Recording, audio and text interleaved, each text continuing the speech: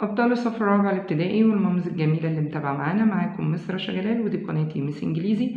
النهاردة إن شاء الله هقول لكم على أهم باراجرافات الوحدة الأولى. بس قبل ما نبدأ ياريت اللي لسه مشتركش معانا في القناة ينزل يفعل زر الجرس ويشترك معانا عشان يوصلكم كل جديد بإذن الله. ولو عجبكم الفيديو ما تنسوش لايك وشير.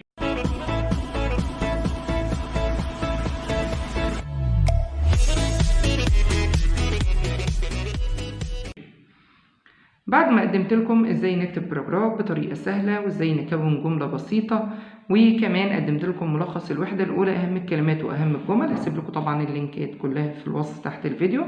دلوقتي هقدم لكم اهم باراجرافات وهقدمها لكم بالترتيب الموضوعات الموجوده في الكتاب.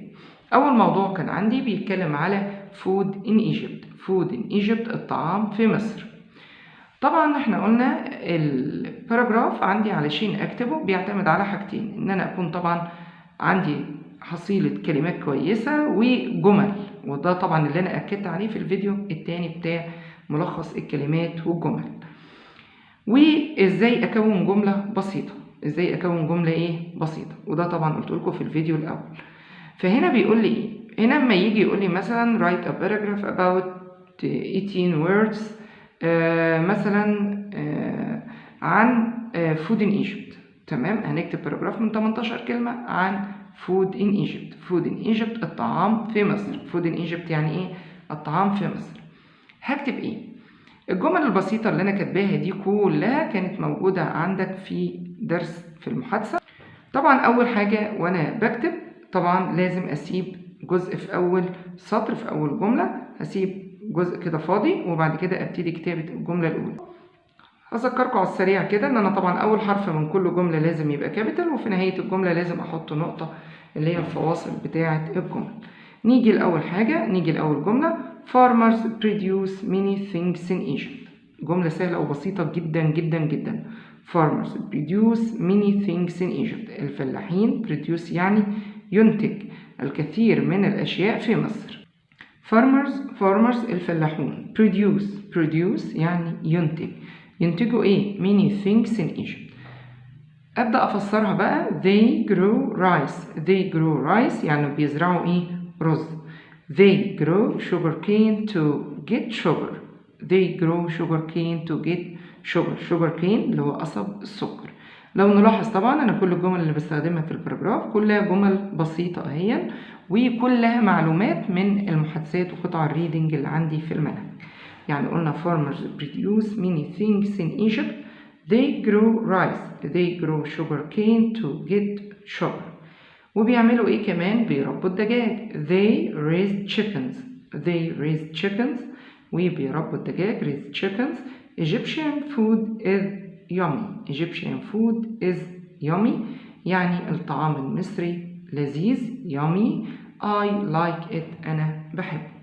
ويبقى كده احنا كتبنا باراجراف بعدد الكلمات اللي هو عايزها او عدد الجمل اللي هو عايزها.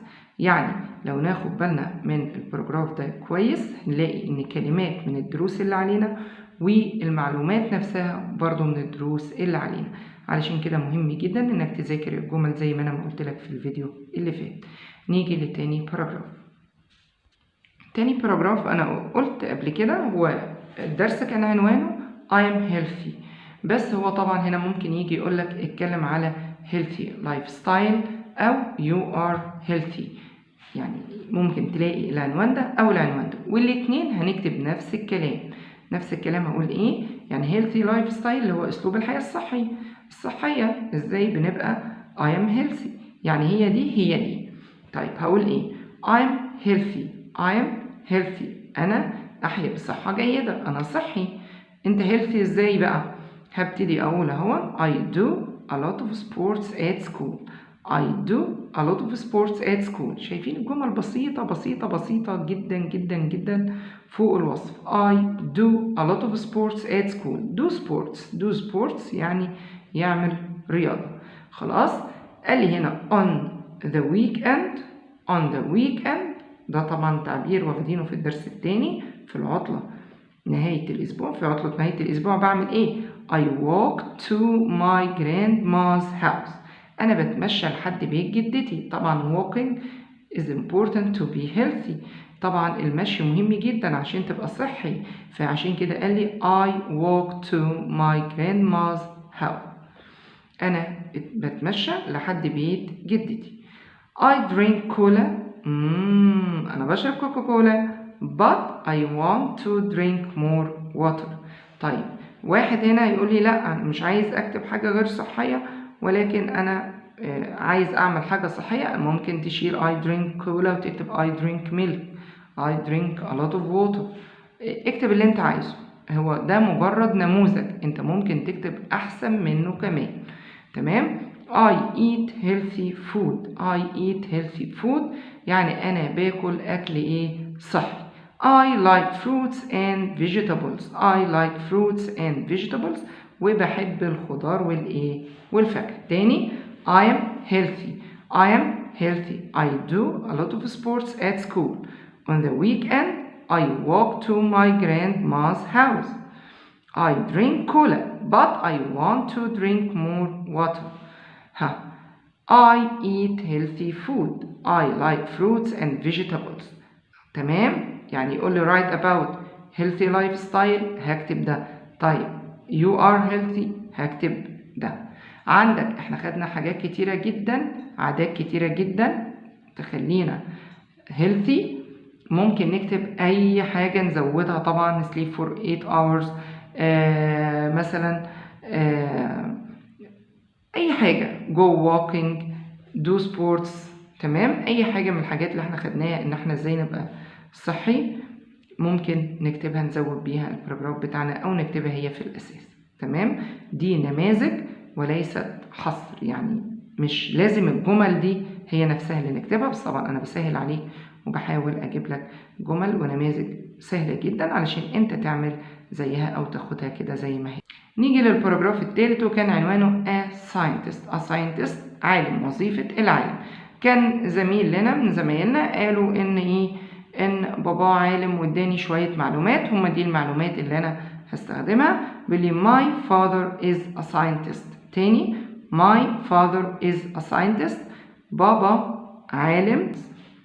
قلنا scientist يعني إيه؟ عالم. A scientist. My father is a scientist. He likes looking at animals. He likes looking at animals. هو بيحب ينظر إلى الإيه؟ الحيوانات. طبعا في حيوانات منها موجودة في الصحراء وهو بيروح عشان يستكشفها. I and my mother go walking with my dad. I and my mother go walking with my dad. أنا وماما بنذهب للتمشي مع مين؟ مع بابا. In the desert. In the desert. Desert يعني صحراء. It's very hot there. It's very hot there يعني طبعا الجو حر جدا هناك. Dad likes his job. Dad بيحب وظيفته. شايفين جمل بسيطة خالص خالص خالص. My father is a scientist. He likes looking at animals. I and my mother go walking with my dad in the desert.